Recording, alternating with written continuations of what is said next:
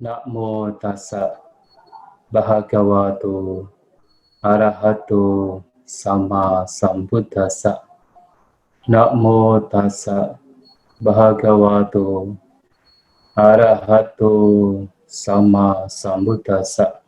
Namo tassa bhagavato arahato sama sambuddhassa. Kalena dhamma sakacca etam manggalam tamam.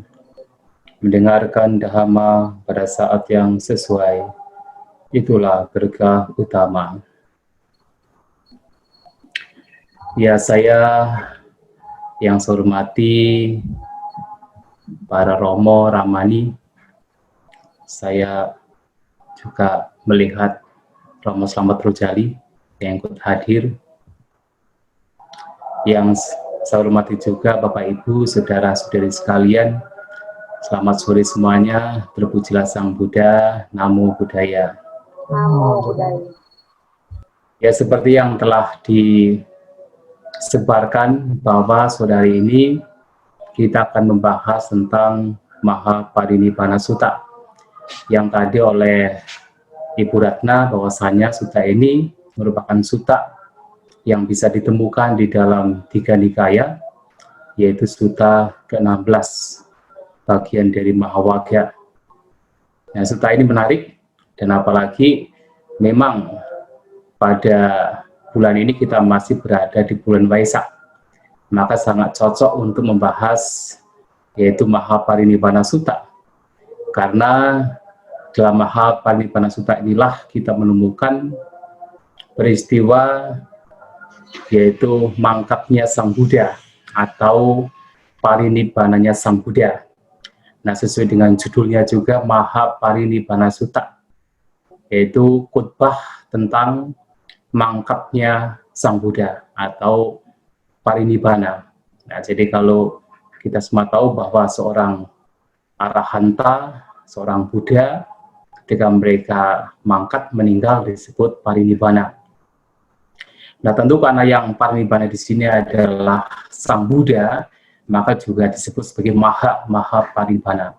Maka sering diterjemahkan sebagai the Great Passing Away, the Great Passing Away of the Buddha, karena sebuah peristiwa yang agung terjadi pada Sang Buddha. Dan yang menjadi menarik di dalam Mahaparinibbana Sutta ini mempunyai karakteristik yang berbeda dari sutta-sutta pada umumnya. Kalau kita memperhatikan sutta-sutta lainnya, biasanya, walaupun tidak semua, tetapi biasanya mereka hanya, masing-masing sutta hanya memberikan satu peristiwa, atau hanya menunjukkan satu peristiwa khutbah dari Sang Buddha tertentu. Tetapi Mahaparinibbana Sutta ini berisikan berbagai macam peristiwa yang terjadi pada Sang Buddha dalam kurun waktu 1 tahun. Jadi peristiwa-peristiwa yang terjadi selama 1 tahun sebelum Sang Buddha parinibbana itu dikumpulkan jadi satu. Yang walaupun tentu tidak semua peristiwa itu dimasukkan di dalam Mahaparinibbana Sutta, tetapi peristiwa yang terjadi dalam 1 tahun ini itu ada di dalam Mahaparinibbana Sutta. Nah, ini bisa ditengarai dengan bahwa dalam satu bagian dari sutta ini ada peristiwa atau dialog yang terjadi antara Sang Buddha dengan Bhante Sariputta. Nah, kita tahu bahwa Bhante Sariputta ini meninggal tepat di bulan, yaitu setelah Wasa, jadi sekitar bulan November, Oktober, yaitu Wasa terakhir dari Sang Buddha ketika beliau berada di Biluwagama. Nah, Bhante Sariputta pulang ke rumahnya, ke kampung halamannya, kemudian parinibbana di sana, meninggal di sana. Nah, itu adalah wasa terakhir Sang Buddha. Nah, sedangkan kalau kita hitung dari wasa terakhir sampai Sang Buddha meninggal, tepat di bulan Waisak itu sekitar 9 bulan. Nah, jadi sekitar 9 bulan, kemudian baru Sang Buddha parinibbana. Jadi bulan Oktober atau November, Oktober, kemudian pada bulan Waisak Sang Buddha meninggal. Jadi sekitar 9 bulan. Nah, dan kalau kita melihat di situ masih ada dialog antara Sang Buddha dengan Bhanti Sariputra berarti sekitar kurun waktu 1 tahun. Nah, jadi ini khotbah Sang Buddha yang dikumpulkan jadi satu dalam 1 tahun itu, walaupun tidak semuanya, karena tentang meninggalnya Bhanti Sariputra juga tidak disebutkan di dalam Mahaparinibbana Sutta. Karena sebenarnya setelah Sang Buddha berwasa di Beluwagama, nah di sutta ini di Mahaparinibbana Sutta juga disebutkan Sang Buddha berwasa di Beluwagama. Nah, ketika mendengar Bhanti Sariputra meninggal, kemudian beliau pulang ke Sawati, sebentar pulang ke Sawati, kemudian kembali melakukan perjalanan ke daerah Pataliputa. Pataliputa itu Patna, kemudian ke Vesali. Jadi kalau kita pernah ke India, kita akan, sebelum kita ke Kusinagar, kita akan melewati Patna, yang pada zaman Sang Buddha Pataliputa, kemudian melewati Vesali, ya Vesali, Vaisali, kemudian ke Kusinar atau Kusinagar saat ini. Nah, jadi khotbah-khotbah Sang Buddha selama 1 tahun itu dikumpulkan jadi satu di Mahaparinibbana Sutta. Sehingga Mahaparinibbana Sutta ini memiliki isi yang begitu bervariatif, begitu kompleks. Jadi khotbahnya itu diberikan kepada banyak orang, dari politikus, kepada para bangsawan, termasuk itu kepada wasakara, kemudian juga kepada perumah tangga lain, jadi orang-orang di Pataligama, kemudian juga untuk seorang pertapa paribajaka dan sebagainya.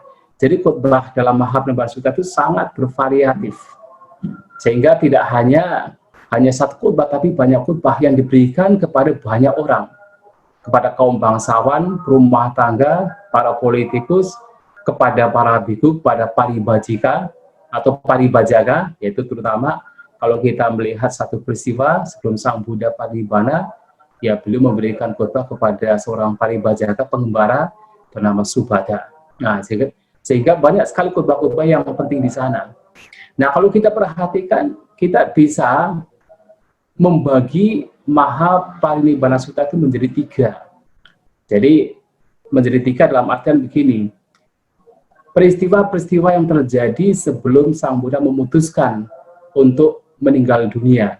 Jadi sebelum ketika Sang Buddha pergi ke Vesali, kemudian pergi ke satu cetia bernama Chapala, nah di sana beliau memutuskan untuk meninggal dunia. Nah itu bisa dibagi menjadi, dikelompokkan menjadi satu kelompok. Di peristiwa-peristiwa yang terjadi sebelum Sang Buddha berada di cetia Chapala, memutuskan untuk meninggal dunia atau parinibbana, itu bisa dikatakan sebagai satu kelompok. Kemudian yang kelompok kedua adalah peristiwa-peristiwa yang terjadi dari Sang Buddha memutuskan meninggal dunia atau parinibbana sampai beliau parinibbana. Jadi selama 3 bulan, peristiwa yang terjadi selama 3 bulan. Dan kelompok yang terakhir adalah peristiwa-peristiwa yang terjadi setelah Sang Buddha parinibbana. Jadi ada 3 kelompok, bisa kita katakan demikian untuk memudahkan. Nah kalau kita perhatikan, Mahaparinibbana Sutta ini diawali saat Sang Buddha itu berada di Rajagaha. Nah, Rajagaha ini adalah tempatnya Raja Bibisara, tempatnya Raja Ajatasattu. Yang pada waktu itu Raja Bibisara sudah meninggal, karena yang memerintah pada waktu itu adalah anaknya, putranya itu Raja Ajatasattu, yang dikatakan Raja Ajatasattu ini ingin menguasai Vesali, ingin menguasai suku Waji. Nah, Vesali itu merupakan tempat para bangsawan dari suku Waji.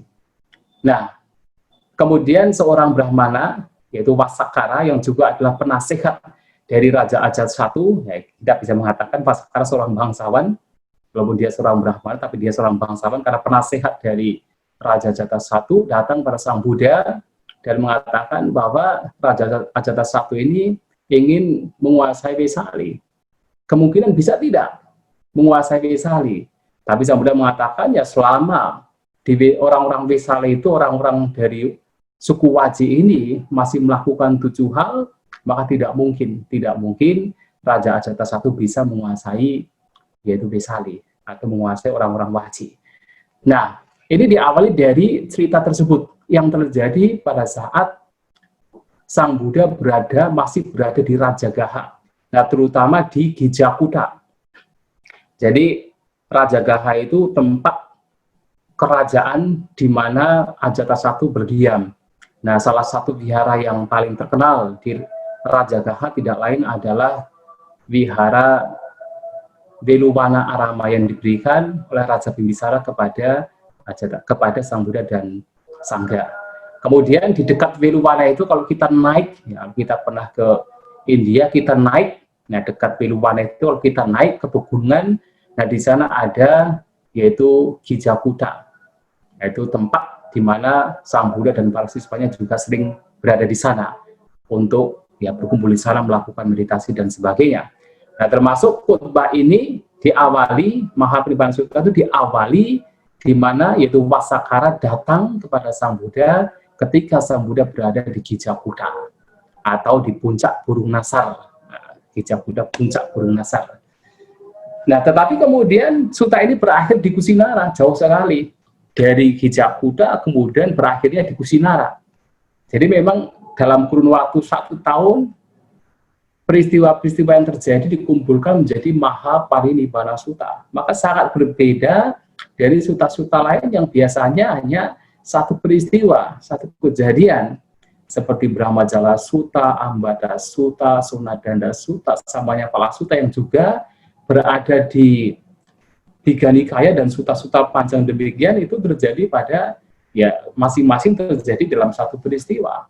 Tetapi Mahaparinibbana Sutta ini merupakan kumpulan dari berbagai macam peristiwa.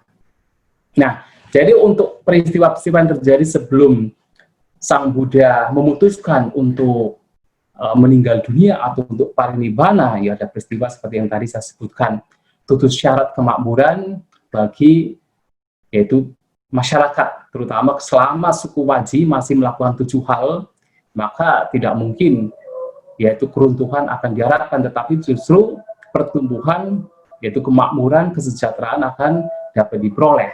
Seperti mereka masih melakukan, ya, seringkali masih berkumpul secara berkala, berkumpul dengan tidak ada perpecahan dan sebagainya. Kemudian mereka masih juga menghormati orang-orang yang dituakan, mereka masih menghormati tempat-tempat yang disakralkan, mereka juga tidak seperti adapted atau katakan seperti melakukan hal-hal yang buruk pada wanita. Nah, seperti itu, nah itu tidak mungkin masyarakat tersebut, suku Waji tersebut bisa dihancurkan. Nah, kemudian Sang Buddha dalam hal ini juga memberikan berbagai macam syarat agar sangga, agar para bhikkhu juga mengalami kemajuan, bukan mengalami keruntuhan. Dan di sana banyak sekali syaratnya. Jadi ada berbagai macam 7 syarat. Ada 7 syarat, satu kelompok 7 syarat, kemudian kelompok lain yang berisi 7 syarat dan sebagainya. Dan itu bisa dilihat sendiri di sana. Nah, seperti yang saya sampaikan bahwa di sutta ini juga Bhante Sariputta juga masih berdialog dengan Sang Buddha.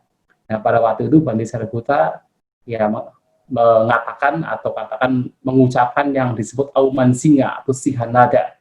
Jadi beliau mengatakan di depan Sang Buddha bahwasanya beliau yakin sekali bahwa semua Buddha, baik Buddha yang lampau yang akan datang dan Buddha yang sekarang, yaitu Buddha Gautama sendiri, mereka semua mencapai pencerahan karena apa? Meninggalkan pancaniwarana, mempraktekkan satipatthana, dan mengembangkan Satta Bojjhanga. Jadi meninggalkan 5 rintangan batin, mempraktekkan 4 landasan perhatian, dan mengembangkan 7 faktor pencerahan. Yang itu dikatakan sebagai aumansinga dari Bhante Sariputta, dan itu disetujui oleh Sang Buddha sendiri. Nah, juga seperti yang tadi saya sampaikan bahwa di sutta ini juga sebelum Sang Buddha memutuskan untuk parinibbana, Sang Buddha juga sempat memberikan berbagai khutbah kepada para perumah tangga. Ya, salah satunya adalah para perumah tangga yang berada di Pataligama. Nah, Pataligama itu ya sekitar di Patna. Kalau zaman sekarang itu Patna. Jadi di daerah Pataliputra. Nah, itu masih daerah kekuasaan dari Raja Ajatasattu. Tapi kalau sudah masuk ke Vesali itu kekuasaan dari orang-orang Waji, dari suku Waji, para bangsawan Waji. Nah, di sini Sang Buddha memberikan khutbah tentang manfaat dari orang yang memiliki sila dan kerugian dari orang yang tidak memiliki sila atau yang tidak peduli dengan aturan kemoralan. Jadi seperti dikatakan bahwa ada 5 manfaat kalau seseorang, terutama rumah tangga, memiliki sila, memiliki moralitas yang baik, yaitu dia mendapatkan kekayaan, dia juga mendapatkan kemasyhuran, dia juga ketika berada di perkumpulan, di tempat-tempat di mana ia berkumpul, dia tidak merasa malu. Nah, dia juga akan meninggal dengan pikiran yang tenang, asamulhu kalang karoti, jadi meninggal dengan pikiran tidak bingung. Dan sebagai dampak terakhirnya adalah seseorang yang memiliki moral, berumah tangga yang memiliki moral, dia akan terlahir di alam surga. Tetapi kebalikannya, kebalikan dari 5 hal ini adalah ketika seseorang tidak memiliki moral yang baik. Nah, ini ditemukan di dalam Mahaparinibbana Sutta. Dan dalam kesempatan yang lain juga Sang Buddha pernah sempat berkatakan diskusi atau sempat bertemu dengan seorang pelacur yang terkenal, yang termasyhur, yaitu Ambapali. Nah, Ambapali di sini pada waktu itu masih sebagai seorang rumah tangga. Dia dikatakan sebagai seorang pelacur yang memang tinggal atau berada di daerah Wesali, di daerah yaitu Waji. Nah, di sana Sang Buddha pernah bertemu dan bahkan pernah diundang makan oleh Ambapali dan bahkan pernah berdiam dengan para siswa beliau yaitu di Ambapali atau di taman mangga yang diberikan oleh Ambapali. Nah, juga kalau kita melihat dari itu juga kita memperhatikan bahwasanya pada waktu itu Ambapali bisa dikatakan belum menjadi seorang bhikkhuni, maka sepertinya Ambapali itu menjadi bhikkhuni setelah Sang Buddha parinibbana. Dan dalam Therigatha, Ambapali ini menjadi bhikkhuni dan mencapai kesucian arhat. Nah, jadi kisah tentang Ambapali juga ada di Mahaparinibbana Sutta. Nah, kemudian juga dalam sutta tersebut yang seringkali kita mendengar bahwasanya kita sebagai seorang Buddhis atau katakan sebagai seseorang yang punya keyakinan terhadap Sang Buddha, Dhamma dan Sangha harus menjadikan Dhamma sebagai pelindung, menjadikan Dhamma sebagai lampu atau menjadikan Dhamma sebagai pulunya. Jadi Dhamma Dipa, Dhamma Sarana, jadi ananya sarana. Jadi jadikanlah Dhamma sebagai pulu, jadikanlah Dhamma sebagai pelindung dan bukan mencari pelindungan lain, yang mana dalam sutta tersebut dikatakan bahwa pelindung yang dikatakan sebagai pelindung, Dhamma sebagai pelindung adalah ketika seseorang mempraktekkan 4 landasan perhatian. Jadi menjadikan jasmani, perasaan, batin, dan juga Dhamma, yaitu bentuk-bentuk pikiran sebagai yaitu landasan perhatian. Dan menjadikan mereka sebagai landasan perhatian itu adalah sebagai pelindung yang sejati. Dhamma Dipa, Dhamma Sarana, Ananya Sarana. Nah, ini juga bisa kita lihat di dalam yaitu Mahaparinibbana Sutta. Maka Mahaparinibbana Sutta itu sangat yaitu bervariatif isinya, dan termasuk satu pernyataan yang seringkali kita dapatkan di dalam terutama Satca Samyutta, yaitu tentang pentingnya seseorang memahami 4 kebenaran Buddha juga ada di dalam sutta ini. Itu ada satu pernyataan yang seringkali kita temukan, yaitu dikatakan bahwa Satunang bikawe satcanang ananu Buddha apadiveda ewamidang digamadanang sangsaritang sandawitang maman jewa tumakanja. Wahai para biku, karena tidak memahami dan tidak menembus 4 kebenaran mulia, maka saya dan kalian dalam waktu yang sangat lama telah mengembara, telah berkelana di alam bumi lahir. Nah, artinya bahwa pernyataan ini yang menunjukkan pentingnya atau signifikansi dari 4 kebenaran mulia untuk kita pahami sebagai syarat agar kita bisa terbebas dari bumi lahir, terbebas dari duka juga bisa ditemukan di sutta ini. Nah, termasuk kemudian sutta ini juga memberikan referensi bagaimana Sang Buddha yaitu pergi ke daerah Beluwagama, atau istilahnya Veluwagama dalam bahasa Pali. Veluwagama seringkali juga disebut Beluwagama, untuk menghabiskan masa-masa selama 3 bulan di sana. Beluwagama. Jadi Beluwa itu kalau di Indonesia itu buah maja. Ada buah maja pahit ya, maja yang rasanya pahit itu. Maja itu adalah Belua. Nah, Gama itu adalah kampung, mungkin kampung di mana di situ banyak buah majanya. Nah, Sang Buddha berada di sana untuk menghabiskan masa wasa. Dan itulah wasa yang terakhir. Jadi wasa yang terakhir, Sang Buddha melakukan wasa. Nah, kalau kita melihat bahwa itu adalah wasa yang terakhir, berarti memang itu kejadian Sutta ini merupakan kumpulan dari 1 tahun Sang Buddha, yaitu peristiwa-peristiwa yang terjadi pada Sang Buddha. Jadi ini adalah fase terakhir, dan ini tentu terjadi pada sekitar bulan, kalau kita sekarang kita akan memasuki fase pada bulan Juli ya, sekitar bulan Juli, Agustus, September, itu berarti bulan Juli. Nah, beliau Sang Buddha memasuki fase. Nah, pada saat beliau keluar dari wasa mendengar bahwa Bante Sariputta itu meninggal, walaupun tidak ditemukan di dalam Mahaparinibbana Sutta, tetapi dalam cerita lain, ya, Sang Buddha mendengar bahwa Bante Sariputta meninggal, maka beliau, Sang Buddha pergi pulang ke Sawati untuk, yaitu karena waktu itu Bante Sariputta ingin pamit bahwa beliau akan parinibbana. Jadi bertemu dengan Sang Buddha di Sawati. Nah, sehingga di sini kejadian yang sebenarnya lama sekali sebelum Sang Buddha parinibbana.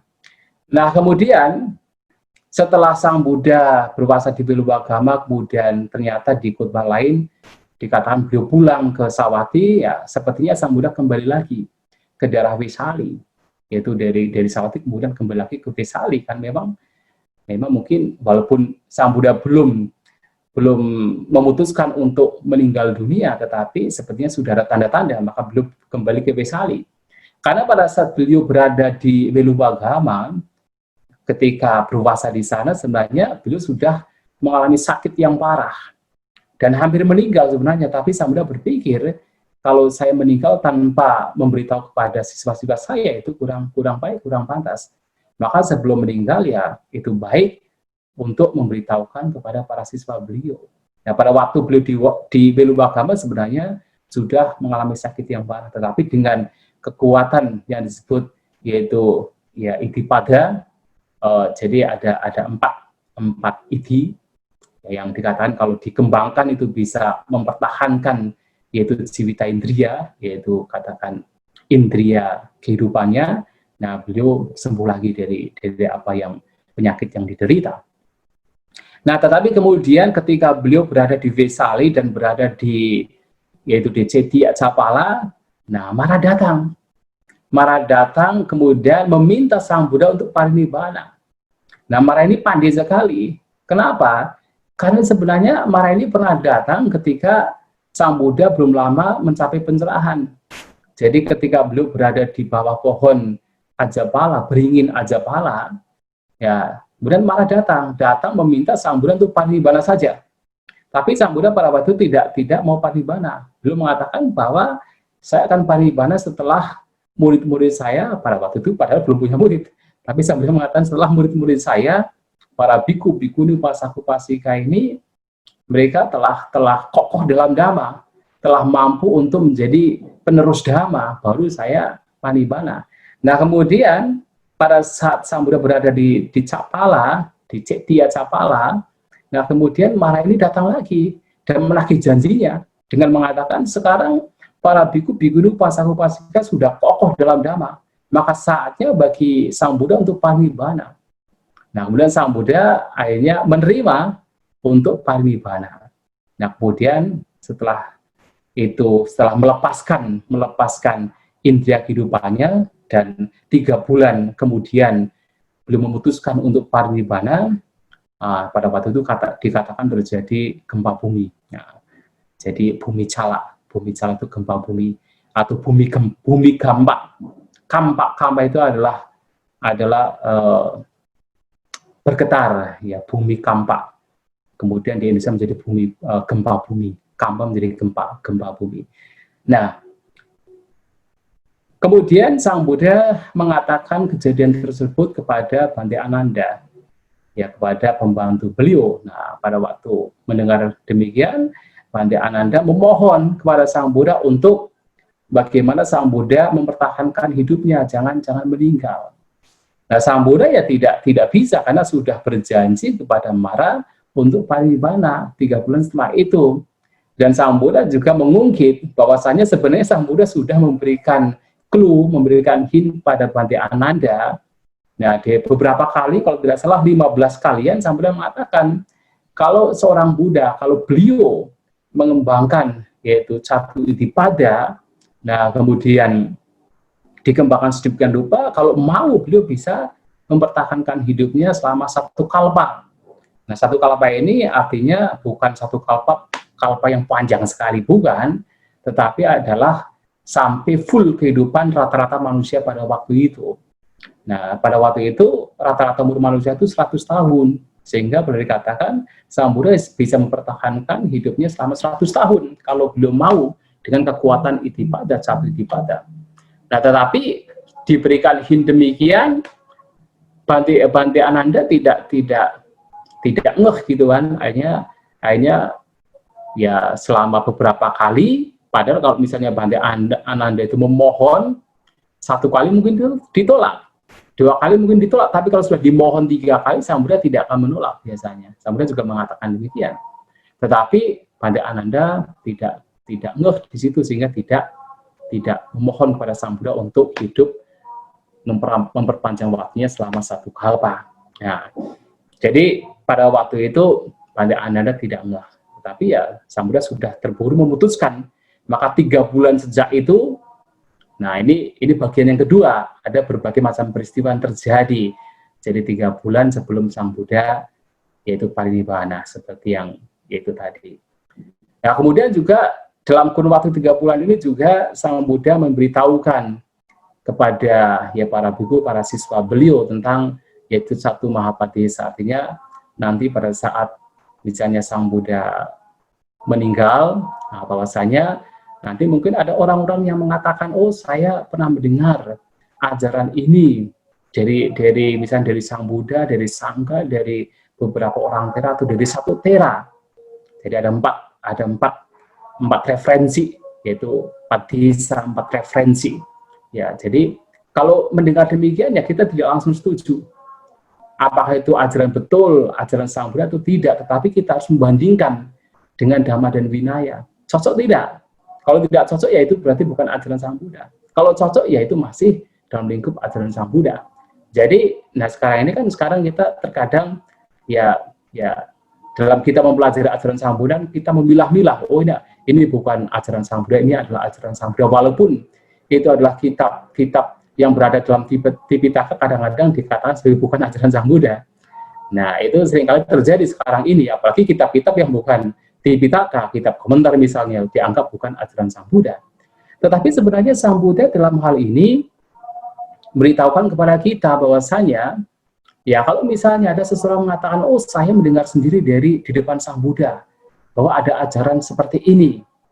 Nah, kita tidak setuju, tetapi kita bandingkan dengan Dhamma dan Vinaya. Kalau itu memang sesuai, oh berarti ini adalah ajaran Sang Buddha. Tapi kalau tidak sesuai, itu bukan ajaran Sang Buddha.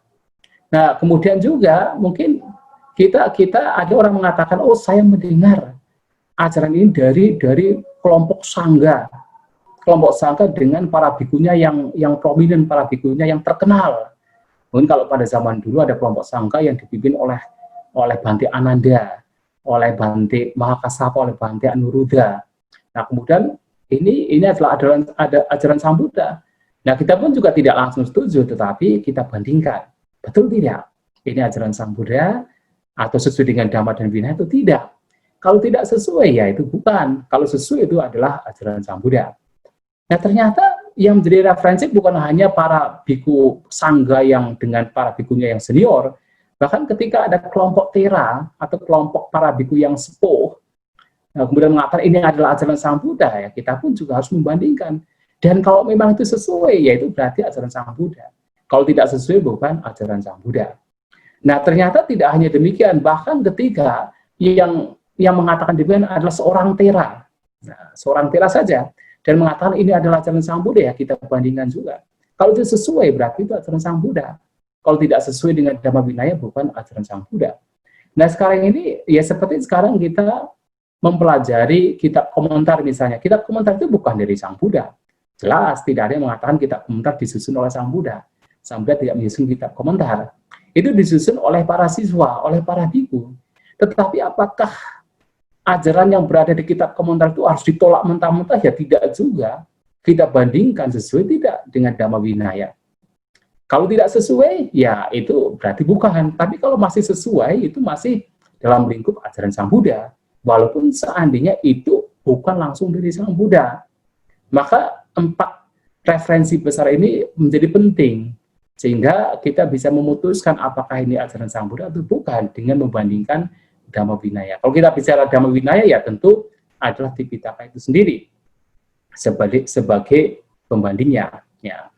Kemudian juga dalam kurun 3 bulan ini juga Sang Buddha pernah mengatakan bahwasanya ada 4 tempat yang bisa dikunjungi, yaitu yang seringkali kalau kita ke India melakukan tur, nah di sana banyak tempat yang dikunjungi, tapi yang paling penting adalah 4 tempat. Ya, dikatakan Catu Sangvejanya Thana, jadi tempat-tempat yang bisa menimbulkan 4 tempat yang bisa menimbulkan Sangvejanya, Sangvega, bisa menimbulkan ketergugahan batin, yaitu tempat di mana Pangeran Siddhartha lahir, tempat di mana Sang Buddha mencapai pencerahan, tempat Sang Buddha membabarkan Dhamma pertama, dan Sang Buddha yaitu Parinibbana, yaitu di Kusinara itu sendiri. 4 tempat ini bisa menimbulkan yaitu Sangvega, ketergugahan batin. Tetapi tentu ya ini tidak semua orang yang datang ke sana itu akan tergugah batinnya. Nah, buktinya di sana juga banyak orang-orang yang berkunjung, tapi mereka bukan Buddhis, bukan orang yang punya keyakinan. Ya hanya orang-orang yang punya keyakinan terhadap Sang Buddha, terhadap ajaran Sang Buddha, datang ke sana kemudian mengingat kembali kualitas-kualitas Sang Buddha yang bisa mendapatkan keyakinan, mendapatkan keterbukaan batin. Nah, kalau seseorang kemudian dikatakan berada di sana kemudian batinnya tergugah, keyakinan muncul dan harus meninggal karena keyakinan tersebut, maka dikatakan orang tersebut terlahir di alam surga. Nah, sehingga di sini juga menjadi penting bahwasanya ya baik kalau kita misalnya melakukan tur, ya lebih baik kalau kita melakukan tur sebagai seorang Buddhis, tempat pertama yang kita kunjungi ya India, 4 tempat ini, bukan tempat-tempat lain. Bukan ke Eropa, bukan ke Amerika. Tapi ya silakan saja ke tempat-tempat lain. Tetapi kalau kita punya keyakinan, kita ya peduli dengan spiritualitas kita, ya baik kita mengunjungi tempat-tempat seperti ini. Nah, kemudian juga dalam kurun waktu 3 bulan ini juga ada Sang Buddha mengatakan bahwa ada 4 orang yang patut atau layak untuk dibuatkan stupa setelah meninggal dunia, ya seperti Sang Buddha, Paceka Buddha, Rahanta, bahkan Raja Cakawati.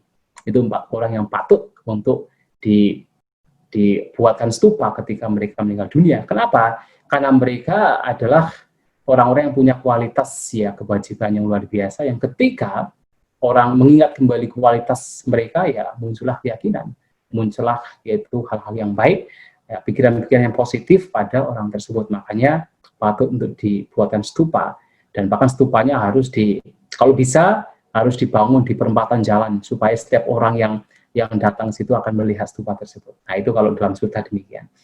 Nah, yang menarik lagi adalah pada saat Sang Buddha itu mau parinibbana, masih belum membabarkan Dhamma kepada murid terakhir.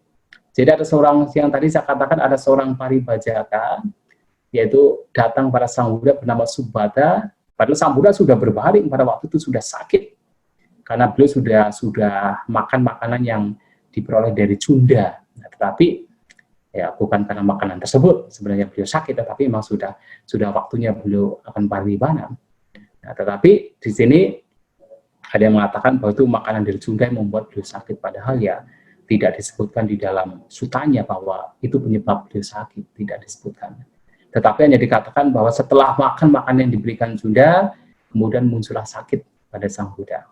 Tapi dalam kitab komentar justru dikatakan bahwa makanan yang diberikan oleh Cunda itu justru membuat sakit Sang Buddha itu menjadi lebih ringan. Kalau mungkin makan makanan lain, sakit Sang Buddha akan lebih parah. Tapi dengan makan makanan yang diberikan Cunda, sakit yang beliau derita yang seharusnya itu lebih akut, tetapi malah lebih ringan. Itu dikatakan dalam kitab komentar. Ya. Nah, kemudian pada saat beliau sudah sakit berbaring, ya malamnya itu mau parinibbana, siangnya ada seorang pengembara yang datang pada Sang Buddha, yang kemudian menghormat, ya meminta ajaran dari Sang Buddha. Nah, dia datang mengatakan ada 6 guru pada waktu itu seperti Pak Buddha Kaccayana, Purana Kassapa, Cita Kisaka, Balinatani, dan Buddha. Apakah mereka itu telah sampai pada pencerahan atau belum? Atau mungkin beberapa sudah, beberapa belum. Sang Buddha mengatakan, tidak usah berpikir tentang mereka, saya mengajarkan Dhamma. Dan Sang Buddha mengatakan, selama dalam sebuah ajaran itu ada jalan mulia berunsur 8, maka di dunia ini tidak akan kosong dari 4 jenis pertapa. Sotapana, Sakadagami, Anagami, dan Arahat.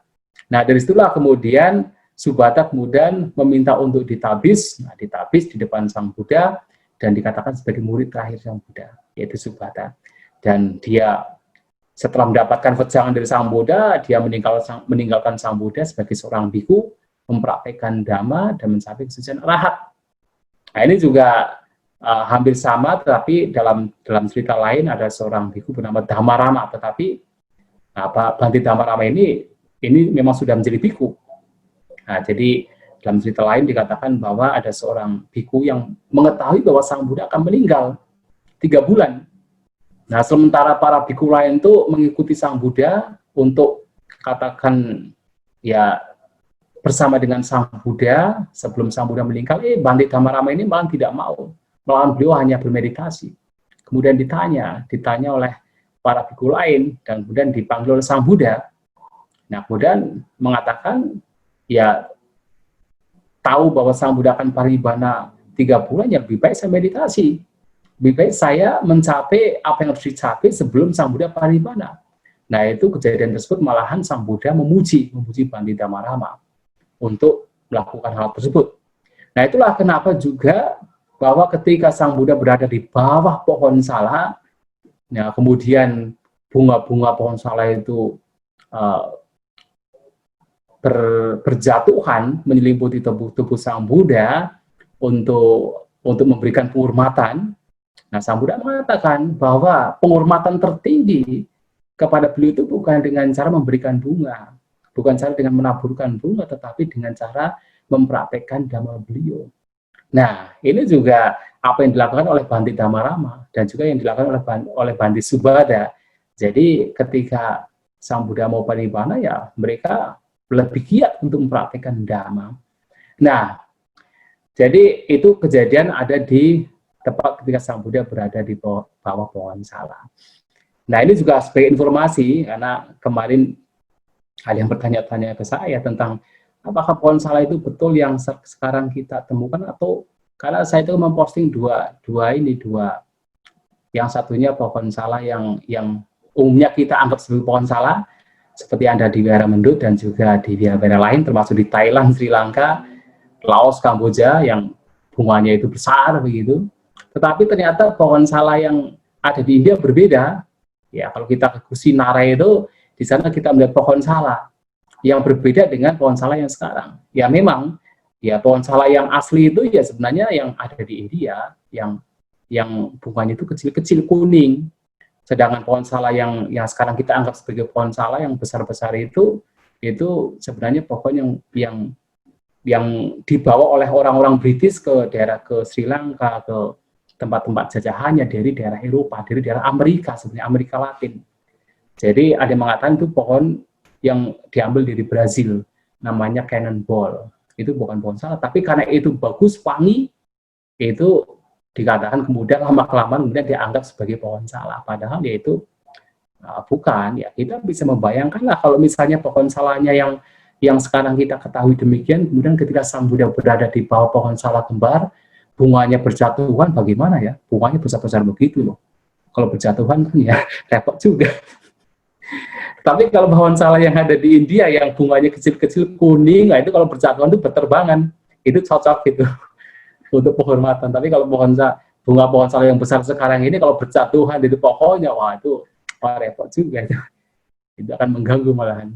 Nah, kemudian juga dalam kesempatan yang yaitu di hari itu juga Sang Buddha menegaskan kembali kepada para siswa beliau bahwasanya sepeninggal beliau jangan mengatakan bahwa sudah tidak ada guru.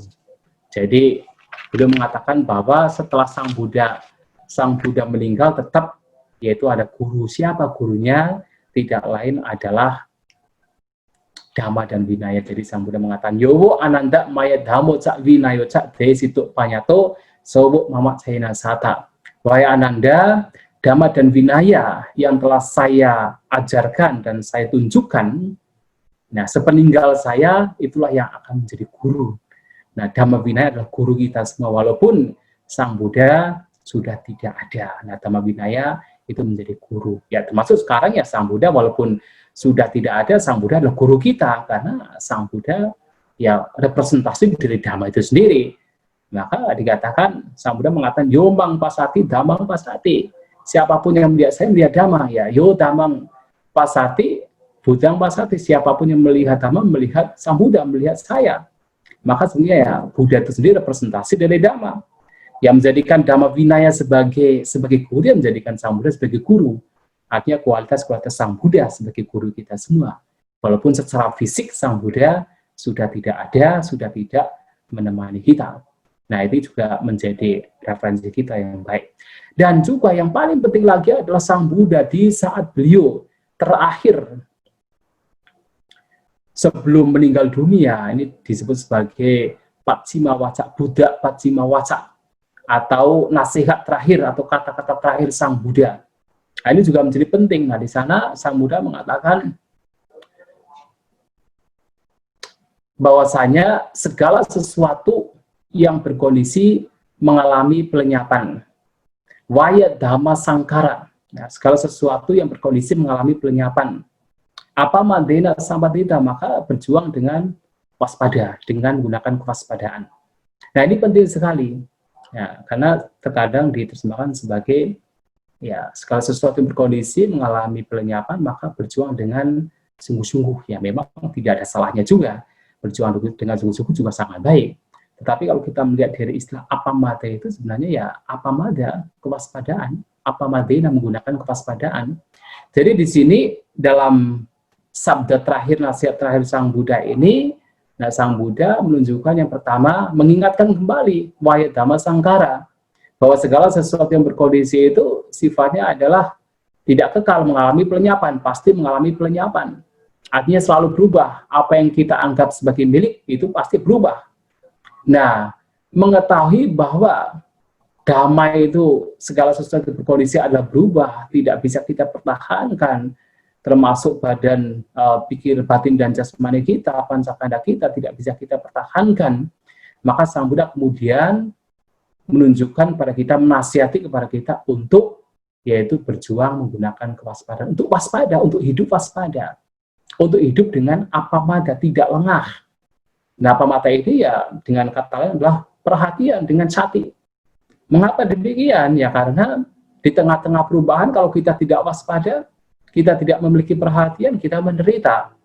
Karena habit kebiasaan batin kita itu adalah selalu diombang-ambingan suka dan tidak suka di tengah-tengah perubahan. Hal-hal yang kita anggap menyenangkan, memberikan kesenangan, wah kita lekati. Kita berada di sana, kita terlena di sana. Nah, ketika itu lenyap, wah kita menderita.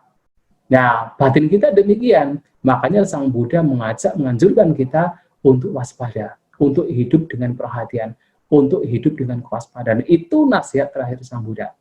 Sehingga kalau kita bicara apamada, dan itu adalah sati itu sendiri, karena sebenarnya definisi dari sati itu adalah pamati nak kampati dan wucati sati balang. Yang disebut dengan kekuatan sati perhatian adalah ketika seseorang tidak goyah oleh kelengahan. Artinya ketika seseorang punya kewaspadaan, itu disebut sebagai sati perhatian. Nah, sehingga di sini kita dianjurkan untuk hidup dengan perhatian di tengah-tengah perubahan, di tengah-tengah hal yang pasti akan lenyap dari diri kita. Nah, itu adalah nasihat terakhir sebelum Sang Buddha parinibbana. Lantas kemudian pada saat Sang Buddha, yaitu pas di bulan purnama, di pagi hari, jadi sebelum fajar tiba, ya di pagi hari, jadi dikatakan Sang Buddha ketika lahir juga, ketika beliau sebagai seorang pangeran lahir juga bulan purnama Waisak di pagi hari. Memang kalau referensi di Theravada tidak disebutkan di pagi hari, hanya dikatakan di bulan Waisak, bulan purnama. Tapi kalau kita melihat Lalita Vistara, nah di sana ada indikasi bahwa Sang Buddha Pangeran Siddhartha lahir di pagi hari di bulan Waisak, bulan Purnama. Nah, kalau untuk mencapai pencerahan memang di pagi hari bulan Waisak, bulan Purnama, dan parinibbana juga di pagi hari bulan Waisak, bulan Purnama. Nah, di pagi inilah kemudian Sang Buddha parinibbana, yang mana beliau memasuki jana 1, 2, 3, 4 sampai jana ke-8 sampai memasuki Nirodha Samapati. Nah, ketika memasuki Nirodha Samapati, Bante Ananda berpikir, wah ini Sang Buddha sudah meninggal. Ya, karena waktu itu Bante Ananda masih Sotapanna, belum bisa mencapai Nirodha Samapati, sehingga tidak tahu bahwa Sang Buddha itu memasuki Nirodha Samapati. Tapi oleh Bante Ananda, oh tidak, Sang Buddha belum parinibbana, Sang Buddha masih memasuki Nirodha Samapati. Nah, kemudian setelah itu Sang Buddha kemudian keluar dari Nirodha Samapati memasuki jana yang arupa jana. Ini maksudnya nasanya turun sampai Padma jana, naik lagi 1, 2, 3, 4, jana keempat, kemudian parinibbana. Nah, ini juga menarik karena ya ini bisa menjadi katakan clue pada kita bahwasanya ya jana itu juga penting, jana penting untuk dikembangkan dalam meditasi. Dan itu dikatakan, bisa dikatakan ditunjukkan oleh Sang Buddha, bahkan beliau parinibbana dengan memasuki jana terlebih dahulu. Nah, baru kemudian beliau parinibbana. Nah, itu kejadian-kejadian selama 3 bulan sebelum Sang Buddha parinibbana yang disingkat hanya beberapa menit. Ya, kemudian setelah Sang Buddha parinibbana, ya dikatakan ada berbagai, ya dari berbagai suku, dari berbagai katakan bangsawan, ya, suku ksatria berdatangan ke tempat itu Kusinara. Nah, di sana meminta relik Sang Buddha karena setelah 1 minggu Sang Buddha dikremasi, jasad Sang Buddha dikremasi. Nah, jadi seperti ya dari kabilah Wastu, Raja Ajata I, dari Mala sendiri, orang-orang Kusinara sendiri itu juga meminta relik Sang Buddha, yang kemudian dikatakan oleh Brahmana Dona, relik Sang Buddha dibagi menjadi 8 mangkok. Ya, dibagi menjadi 8 mangkok, dan ternyata setelah reliknya sudah diambil oleh 8 bagian, ada suku lain yang datang, suku Muria datang meminta relik Sang Buddha. Dona mengatakan, oh tidak, sudah sudah habis. Kalau mau itu ambil tuh arang-arang itu. Nah, jadi ada arang-arang yang merupakan sisa pembakaran jasad Sang Buddha, itu juga diambil oleh orang-orang Muria. Nah, sementara Dona sendiri juga mengambil abunya, sisa abunya. Jadi bukan abu relik Sang Buddha, hanya sisa abunya. Maka reliknya dibagi menjadi 8, kemudian Dona sisa abunya, sedangkan orang Moria yaitu mengambil sisa arang yang ada di situ. Nah, tapi kemudian dalam Mahaparinibbana Sutta ini sendiri juga mengatakan karena sebenarnya sutta ini juga ada syair terakhir. Kalau kita melihat syair dalam Mahaparinibbana Sutta yang paling terakhir, itu sebenarnya syair yang dimasukkan di Sri Lanka. Jadi dalam kitab komentar pada syair itu dimasukkan ketika ajaran Sang Buddha atau Sutta Pitaka atau Tipitaka masuk ke Sri Lanka. Nah, sehingga sebenarnya Mahaparinibbana Sutta itu tidak murni merupakan khotbah yang disusun pada konsili pertama yang diulang oleh Bante Ananda, tetapi ada bagian kecil yang malahan itu dimasukkan ya beberapa abad kemudian ketika masuk ke Sri Lanka. Nah, syairnya itu dimasukkan oleh beberapa biku yang ada di Sri Lanka. Yang mana di situ menyebutkan bahwa ada relik gigi Sang Buddha yang dibawa oleh yang berada di Kalingga. Nah, kenapa penting yang berada di bawah Kalingga? Karena pada akhirnya juga relik gigi yang ada di Kalingga itu yang sekarang kemudian ada di Sri Lanka, yang ada di Kandy. Yang ada di Kandy itu yang kalau kita melihat asal usulnya itu adalah relik gigi Sang Buddha yang disimpan di Kalingga, di kerajaan Kalingga. Ya, itulah Bapak Ibu saudara-saudari sekalian, bahwasanya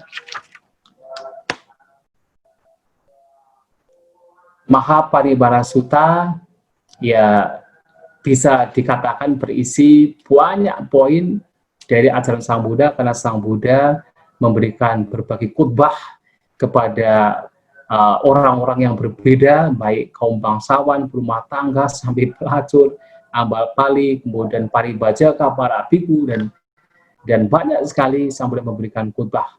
Nah, yang dalam kurun waktu 1 tahun dikumpulkan jadi satu, ya walaupun tidak semuanya tentunya, karena peristiwa-peristiwa yang lain juga tidak dimasukkan, tetapi paling tidak memberikan sebuah gambaran selama 1 tahun apa yang dilakukan oleh Sang Buddha sebelum Sang Buddha parinibbana. Nah, demikian semoga apa yang dibahas pada kesempatan siang hari ini yang memberikan sebuah wawasan yang baru, memberikan sebuah hal yang baru kepada kita semua, dan semoga kita semua maju dalam dhamma, sabbisata bhavantu sukhita, semoga semua makhluk berbahagia. Sadu, sadu.